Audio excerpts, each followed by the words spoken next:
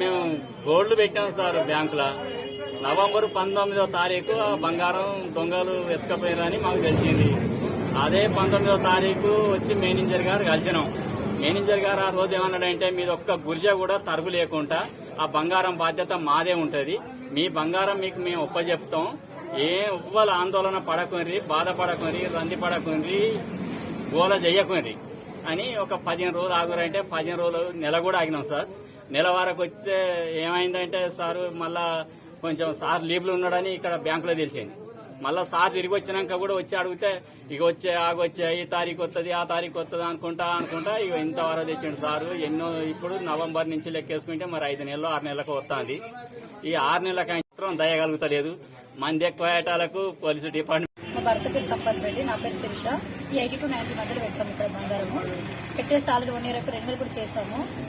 కానీ 6 months అవుతుంది బంగారం చోరీ జరిగి. ఇంతవరకు మాకైతే బ్యాంకు నుండి ఎలా మా ఫేస్ కనపడప్పుడు మాత్రం వాళ్ళకు గోల్డ్ పోయింది వీళ్ళు వచ్చారని అంటున్నారు.